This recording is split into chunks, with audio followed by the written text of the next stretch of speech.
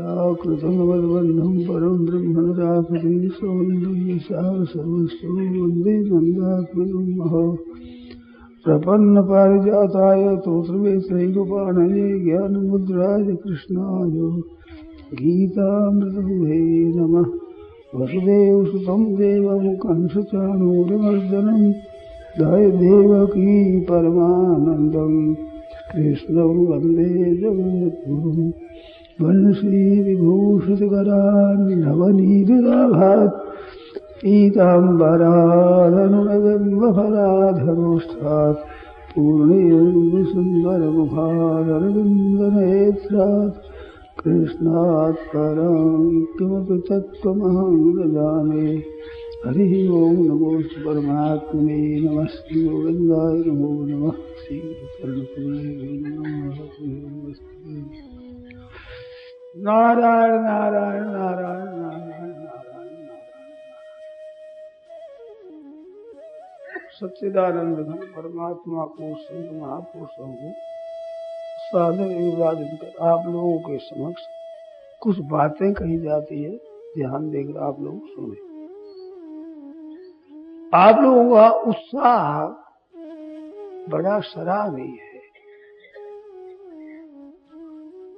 तो जैसे आप उत्साह से आए हैं ऐसे ही मैं बातें कहता हूँ, उन बातों की तरफ ध्यान दें, उनको धारण करें, वैसा ही आचरण बनाना है। इस सिद्धांत को लेकर के सुने। देखो, एक हम साधु होते हैं और एक आप गृहस्थ होते हैं। इन दोनों में दो कायदा है। साधुओं की आपस में बात न बने तो एक आग छोड़ करके चल दे, पर गृहस्थों में नहीं बने तो कैसे काम करे भाई? उनको कहकर सुनना ही पड़ेगा। हमें एक दूसरे साधु हमारी बात नहीं बनेगा, तुम भी में अलग हुआ वो अलग हुआ, पर गृहस्थी में कहाँ जाएंगे अलग? और गृहस्थों में चाहिए कि वे बातें सीखे। घर में रहना है ना, ये विद्या है, ये मामूली बात नहीं है, बड़ी तपस्या है। तपस्या किसका नाम है?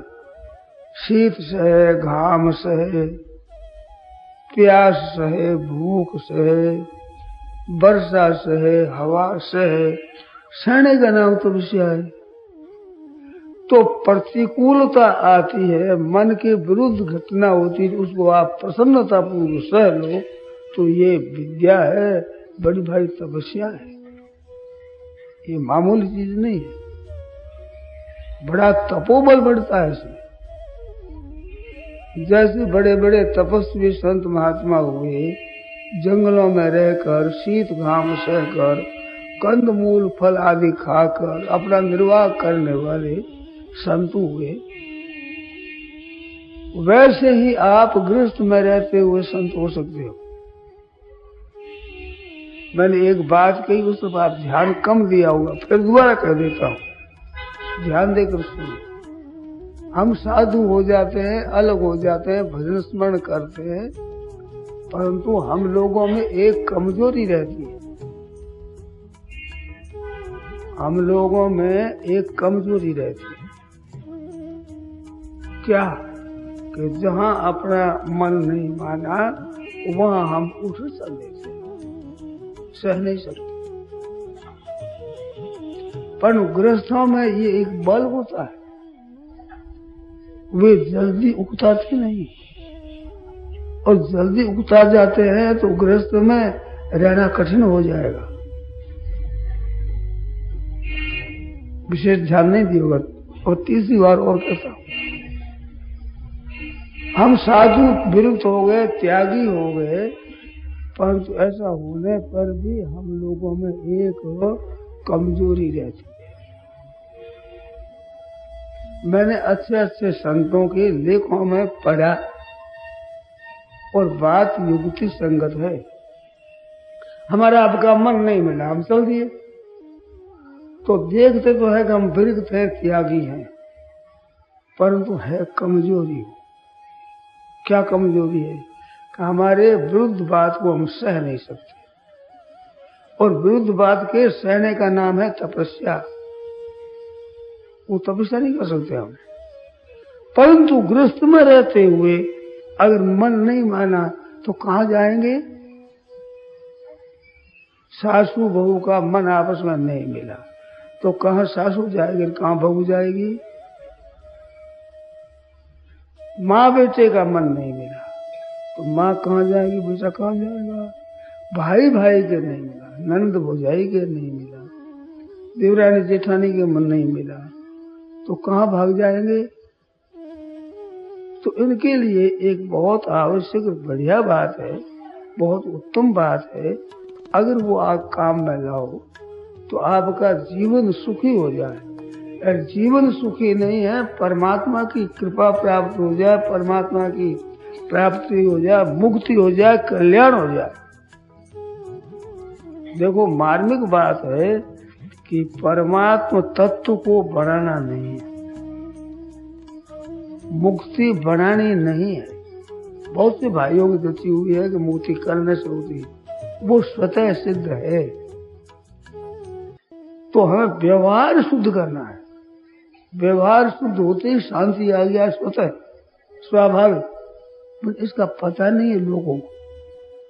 व्यवहार निर्मल बनाओ, जितना आप अपना निर्मल बनाओगे उतनी शांति तत्काल होगी। इतनी विलक्षण बात है। तो वो क्या बनाओ कि घर वाले सब राजी कैसे रहे।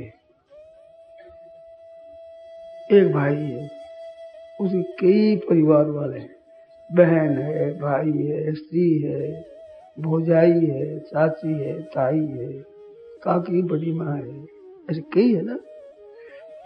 तो कईयों को राजी करना मामूली बात नहीं है। एक ही बात है कि उनके सामने नहीं बोले। भगवान श्री राम जी कहते हैं, वशिष्ठ जी कहते हैं, अनुचित उचित विचार तज जे पालहि पितु बैन ते भागी सुख सुझ सके बस ही अमर प्रति है। लोक परलोक दोनों बता रहे। बड़ों की बात अनुचित है, उचित ये विचार नहीं करना। भगवान राम जी को वनवास हुआ, ध्यान देकर सुन। वनवास हुआ तो अध्यात्म रामायण में और वाल्मीकि रामायण में लक्ष्मण जी बहुत बिगड़े। तुलसी के में तुम नहीं बिगड़े, उन बहुत ज्यादा बिगड़े। और कहा कि राम जी आपको वन में निकालने वाला है कौन? दशरथ को कैद करूंगा मैं। और भरत आ जाए तो ये जो अस्त्र शस्त्र धारण करते हैं ये श्रृंगार नहीं है, किस दिन काम आवेंगे, उनको ठीक तरह से मैं समझा दूंगा। और उसका मामा युधाजित आ जाए तो उसको भी मैं देख लूंगा। मेरे सामने कोई टिकने वाला नहीं है। आपको मैं राजगद्दी पर बैठाता हूँ, कौन मना करता? मैं देखूं बड़े मानसों को। बहुत बिगड़े। भगवान राम जी कहते हैं लखनलाल, राज्य सच्चा हो तो इसीलिए उद्योग ही करे। ये नित्य रहने वाली चीज हो तो लड़ाई भी करे। ये तो रहने वाली चीज नहीं है, इसके लिए क्यों तुम ऐसा करो? ये लड़ने की चीज नहीं है। राम जी समझाते हैं। अध्यात्म रामायण में ऐसा प्रसंग आया, वाल्मीकि में आया। ये कोई नित्य थोड़ा ही है।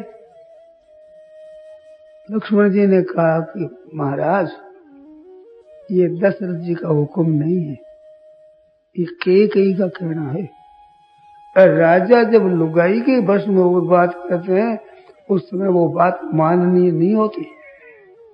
आप खुद विचार कहते तो ठीक ही, परंतु स्त्री परिवश है तो स्त्री जित आदमी कोई आदमी होता है, उनके कोई कीमत नहीं है। राम जी कहते हैं पिता की बात पालन करने में उचित अनुचित नहीं देखना चाहिए। ये ठीक कहते हैं, बेठीक कहते हैं, ये बात नहीं देखनी चाहिए। अनुचित उचित विचार तज जे पालहि पितु बैन, पिताजी ने कह दिया, बस हमें तो उतना ही करना है। इतनी जोरदार बात कही है कि मैं विचारक नहीं हूं, बड़ों का सम्मान करने वाला, आज्ञा पालन करने वाला मैं हूं। मैं विचारक नहीं हूं, क्या कहा कैसे कहा, अरे किसने कहा, इतने जानता हूं। मैं विचारक नहीं हूं, आज्ञा पालक हूं कि पिताजी ने क्या कहा क्या नहीं कहा। मेरे को विचार नहीं करना है, मेरे तो उनकी बात का पालन करना है। और जो पालन करते हैं बड़ों का कहना, चाहे ससुर हो, चाहे सास हो, चाहे काका हो, चाहे बाबा हो, चाहे बड़े भाई हो, चाहे भौजाई हो, चाहे बड़ी बहन हो, जो बड़े कहते हैं वो हमारे हित की बात कहते हैं। हम नहीं समझ पाते इतना जितना वे समझते हैं। इस वास्ते उनकी बात का मेरे को पालन करना है। मेरे को वनवास में जाना है, पिताजी ने कह दिया, ऐसे समझाया। लखनलाल जी ने विचार किया भाई खुद का ही मन है, तो फिर कहा कि महाराज देखो, आप वनवास में जाओ तो मैं साथ चलूंगा, मैं यहाँ नहीं रहूंगा, मैं तो आपके साथ रहूंगा। कि माँ से पूछ लो। तो तुलसीकृत में भी आता है कि मैं माँ बाप को नहीं जानता हूँ, मैं तो आपको जानता हूँ। आप ही माँ बाप हो, माँ भी आप हो, बाप ही आप ही हो, बड़े आप ही हो, गुरु आप ही हो, जो कुछ हो जो आदरणीय आप हो, मैं तो साथ में चलूंगा। माता सुमित्रा से आज्ञा लो। माँ के जाकर पगा पड़ी और बात कही कि ऐसे महाराज वनवास में जा रहे हैं। माता चुप हो गई। मुश्किल होगी ना, कई ने जब कह दिया और दशरथ जी महाराज ने स्वीकार कर लिया, वनवास की बात कह दी, अब जगह नहीं रही बोलने की कुछ भी, तो चुप हो गई। लखनलाल जी ने देखा कि इसके बेटे का मोह है, मेरे लिए मोह है और छोड़ना नहीं चाहती, इस बात चुप हो गई। तो डर गए लक्ष्मण जी कि ये मोह में आकर मेरे को मना कर देगी, तो ये ठीक नहीं है, डर गए। परंतु सुमित्रा लक्ष्मण जी की भी माँ है, मामूली चीज नहीं थी सुमित्रा। आप इन्हें गंभीरता से देखो तो बहुत विलक्षण हो सकती है कि तू राम जी के साथ जाना चाहता है तो उसी को साफ कहे, पुत्रवती जुवती जग सोई, रघुबर भक्त जासु सुत होई, न तरु बांझ भले बाद बियानी, राम विमुख सुतते हित जानी। जिसकी संतान, जिसका बेटा भगवान का भक्त हो जाए, उसी बेटे से माँ बेटे वाली है। संसार में व्यवहार में ये बेटे की माँ है। इसके लड़का जन्म गया, बेटा हो गया, और अपने परिवार में आदर हो जाता है। लड़का जन्म जाता है ना, परिवार में आदर होता है, भाई ये बेटे की माँ है। तो सुमित्रा कहते हैं बेटे की माँ वही है जिसका बेटा भगवान का भक्त हो जाए, वही पुत्र होती है, बेटे की माँ कहलाती है। न तरु बांझ भली, नहीं तो जन्मे नहीं, बेटा ही नहीं जन्मे बांझ ली जाए। और अगर बेटा हो गया और भगवान का भक्त नहीं है तो बाद बियानी का है। ये मनुष्य के लिए प्रयोग नहीं, गाय ब्याई है, भैंस ब्याई है, बकरी ब्याई है, ये ब्याह कहते हैं। इसके पैदा हो तो ब्याह कहता है। अगर भगवान का विमुख है बेटा तो वो बांझ भली थी, और नहीं तो क्यों ब्याएगी, बस जय कुत्ती और गधी सुरुड़ी बची ब्याएगी बस, बाद ब्याह नहीं। राम विमुख सुत से हित जानती है, तो वह पशु है।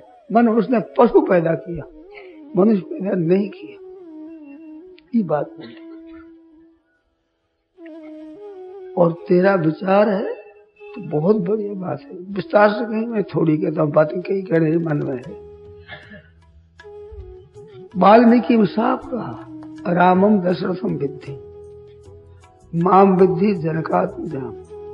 राम जी को तो तुम दशरथी का स्वरूप समझो, तेरे पिता है। और माम विद्धि जनकात्मजाम, महाराज जनक की पुत्री है, वो मेरा स्वरूप है।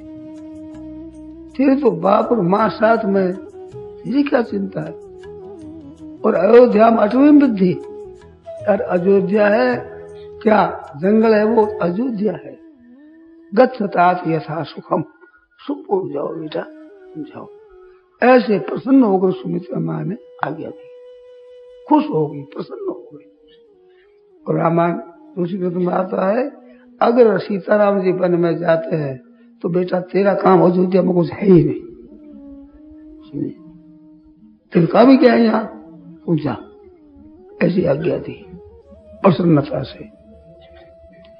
तो बड़ों की आज्ञा मांगनी चाहिए। ये आप भाई बहन जितने बैठे हो, अगर घर में आप ऐसा काम शुरू कर दो, आपका घर वैकुंठ की तरह हो जाए, स्वर्ग की तरह तो हो ही जाए, इसमें संदेह नहीं है। एक एक ही दूसरे मानी, गौर के दोनों ज्ञानी। इन दोनों में सासू और बहू है, देवरानी जेठानी है, ननद और भौजाई है। ये जो दो संबंध है ना, इनमें छोटा होता उसी का दोष होता, बड़े का दोष भले आदमी नहीं देते। बड़ा है वो, उसका दोष नहीं बताते, छोटे का दोष बताते। अजमेर में सास बहुत ही लड़ाई होती थी, मेरे सामने की बात, मैं गया था, बहुत वर्षों की बात है, वो 70-75 वर्षों की बात है। तो लोग ऐसा कहते थे कि बहू बड़ी अच्छी है, दोष बड़ों को देते हैं, तो बड़ों ने छोटों को दोष देते हैं, छोटों को। पर तो वहां कहा कि बहू बड़ी अच्छी है, दोष सासू को मिलता था, क्योंकि बहू सहती थी। तो बहू की जो प्रशंसा मैंने सुनी, वैसे सासू की प्रशंसा नहीं। तो बड़ा कौन है जो सह लेता है। सीधी सादी एक कहावत है, घाल तराजू तोलिए नवे सो भारी हो। तराजू में डाल करके तोलो, जो नम जाता है वो भारी होता है, ऊंचा आ जाता है वो भारी नहीं होता। मारवाड़ी शब्द है कि मैं तो बात की थी तो ऊंचा आ गया, मन क्रोध कर जरूर थे तो ऊंचा आ गया। ऊंचा आवा नहीं गया, हल्का है, वजन नहीं है इसमें, ऊंचा आ गया।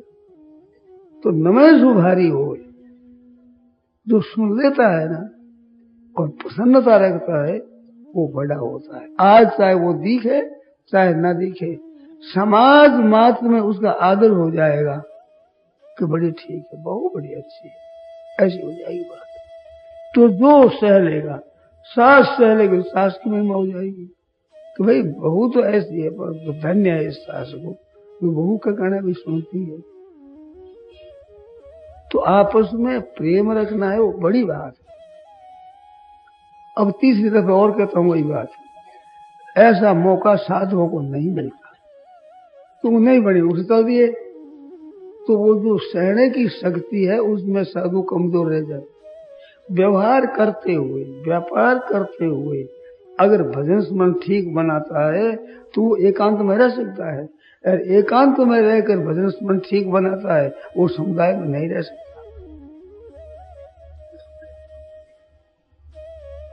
ध्यान दिया आपने? मानो समुदाय में रहता हुआ, व्यवहार करता हुआ, सब सह करके अपना भजन कर लेता है, वो एकांत में रहकर भजन कर सकेगा। और केवल एकांत में रहकर भजन करता है, वो व्यवहार में निभ नहीं सकेगा, भागेगा, वो कमजोर होता है। और व्यवहार में रहते हुए भजन स्मरण करेगा, वो आता है, कोई परवाह नहीं, वो एकांत में करेगा। तो एकांत और व्यवहार दोनों में, व्यवहार में करते हुए भजन करता, व्यवहार करते हुए भजन करता है, इसका दर्जा ऊंचा हो जाता है। तो भाई लोगों से कहना है कि आप गृहस्थ में रहते हुए भजन करो। एक बात और कहता हूं, समय समय पर समय निकालो, वक्त वक्त पर समय निकालो जिसमें सत्संग करो। महीना, 1.5 महीना, 15-20 दिन सत्संग करो, करके आदर करके लाभ ले लो। पीछे कौन कहेगा?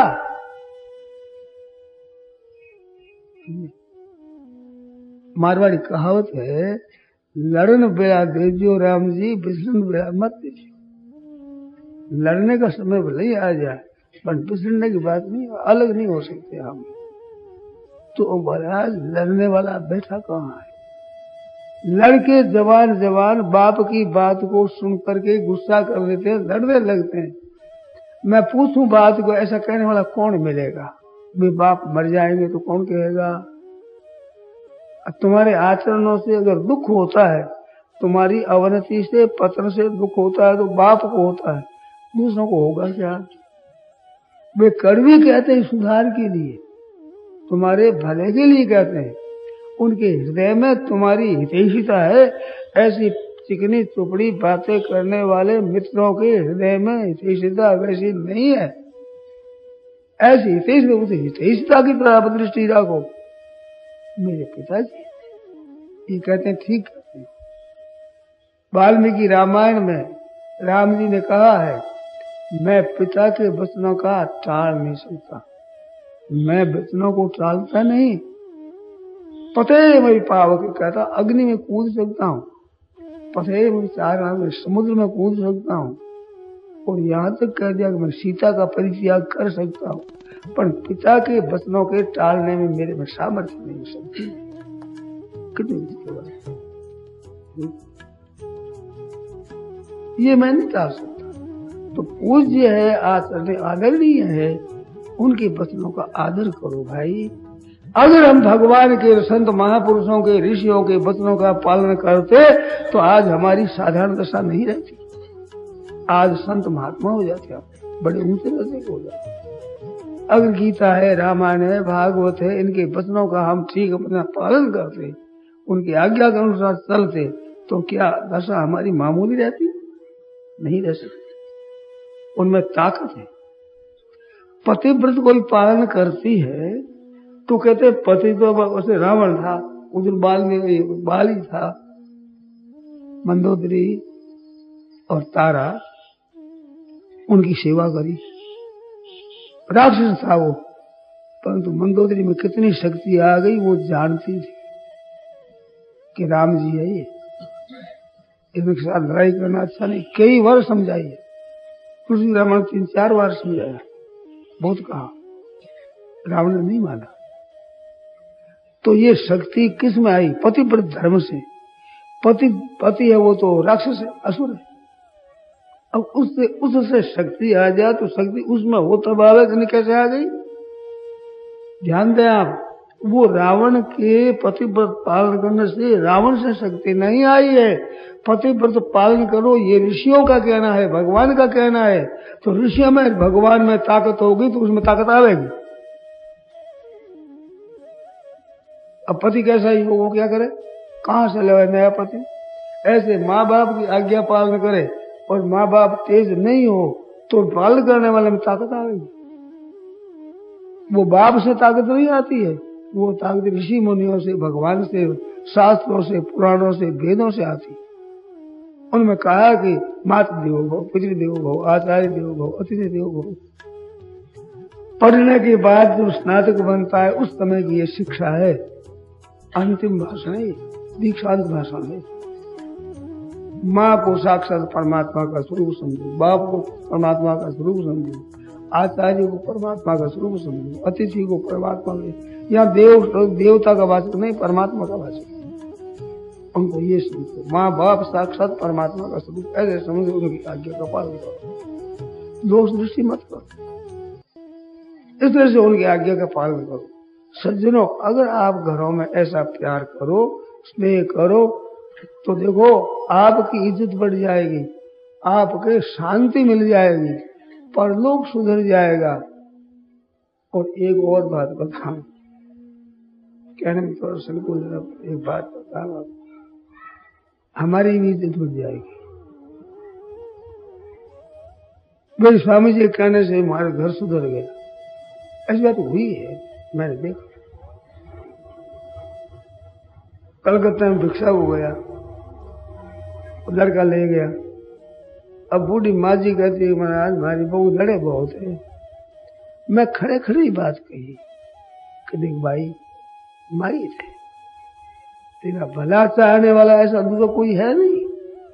माँ बाप भी नहीं है जितना सासू भला चाहती है, ऐसा दूसरा चाहने वाला नहीं है।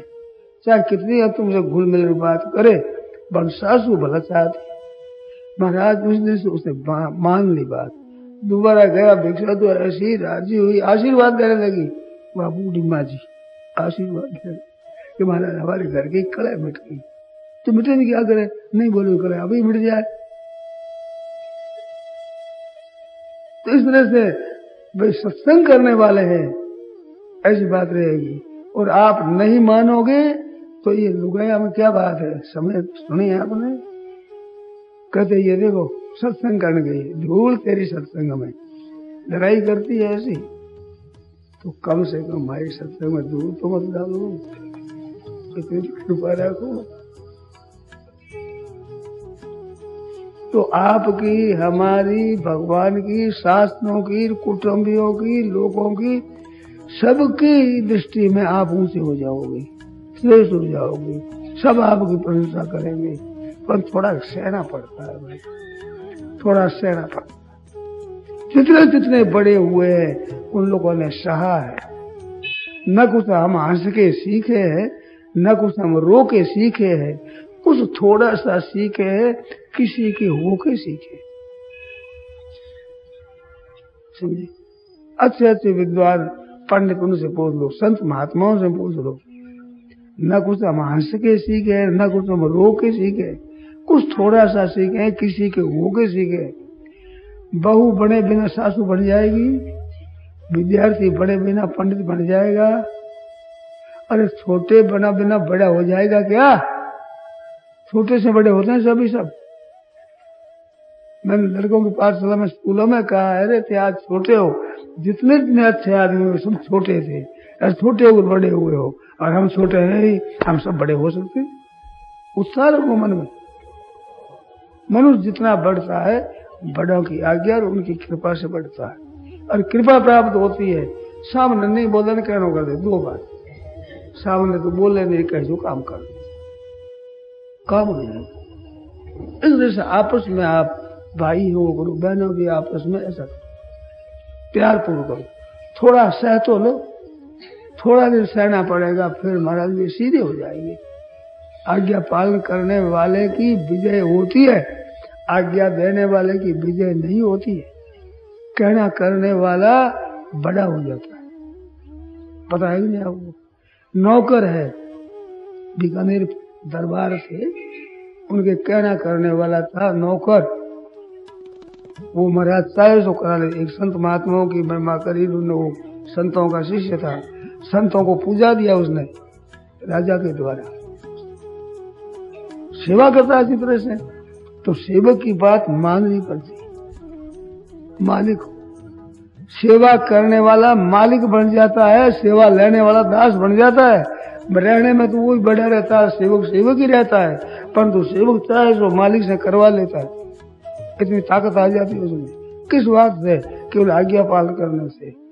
वन पर्व में कथा आती है, भगवान श्री कृष्ण पांडवों से मिलने के गए, तो वे तो मिले उधर, इधर सत्यभामा जी द्रौपदी के पास गए।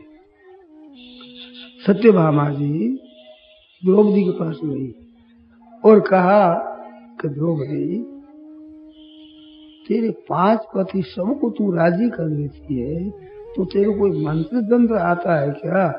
कोई विद्या तेरे पास है, मेरे को भी सिखा दे, मैं भी कृष्ण को वश में करूं। तो द्रौपदी आश्चर्य करती है, तो कृष्ण भगवान की महारानी और कैसी बात कर रही है? ये तो दुष्ट स्त्रियों का काम है, जो जंत्र मंत्र करे, खिला पिला पति को वश में करे। ये बात अच्छी नहीं है, तू कैसे पूछती, मेरी परीक्षा लेती है क्या? कैसी बात कहती है? तो कहते हैं सेवा करती हूँ, पति आते तो खट खड़ी हो जाती हूँ, वहां जो चीज चाहे पहले देती हूँ। इसी से ये मेरे पर प्रेम करते हैं, स्नेह करते हैं, मेरा कहना करते हैं। मतलब आज तक जिस बात आप पढ़ो, 235 के अध्याय में संख्या याद नहीं है, उस अध्याय में सत्यभामा का और द्रौपदी का संवाद है, वो आप पढ़ो, बड़ा सुंदर प्रसंग है। कहा तो आश्चर्य जैसी बात है, मामूली सेठानियां भी इतना नहीं कर सके जितना वह राजरानी होती करती है। वो कहती है कि मेरे सैकड़ों हजारों दास दासी है, उनके कितना कपड़ा है, किसके पास कपड़ा कम है, किसके पास गहना कितना है, कितना खो गया कितना है, वो हिसाब था मेरे पास में। राज्य में कितनी चीजें रखती है, कोठार में कितनी चीजें, वो मेरे को पता था।